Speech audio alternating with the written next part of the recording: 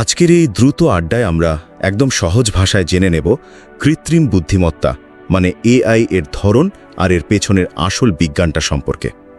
চারদিকে এআই নিয়ে এত ভারী ভারী সব কথাবার্তা হচ্ছে, কিন্তু ব্যস্ত জীবনে এই টেকনোলজিটা আসলে কিভাবে কাজ করছে আর আমাদের ভবিষ্যৎটা কোন দিকে যাচ্ছে সেটা আমাদের সবারই একটু জানা দরকার, তাই না?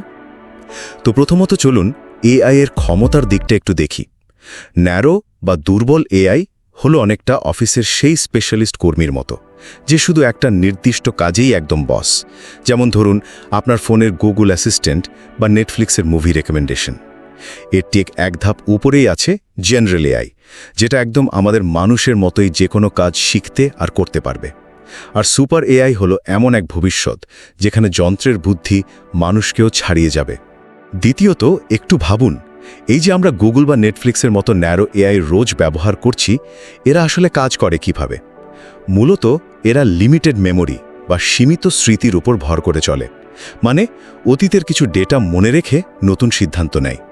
এর পাশাপাশি আছে রিঅ্যাক্টিভ মেশিন, যাদের নিজেদের কোনো স্মৃতি নেই। এরা জাস্ট বর্তমান পরিস্থিতি দেখেই সাথে সাথে রিঅ্যাক্ট করে। অবশেষে আসি ভবিষ্যতের এআই এর কথায়, যেটা সত্যি অনেক বেশি ইন্টারেস্টিং। বিজ্ঞানীরা এখন থিওরি অফ মাইন্ড আর সেলফ অ্যাওয়্যার বা আত্মসচেতন এআই নিয়ে কাজ করছেন, যা মানুষের ইমোশন বুঝতে পারবে আর নিজের অস্তিত্ব সম্পর্কেও সচেতন হবে।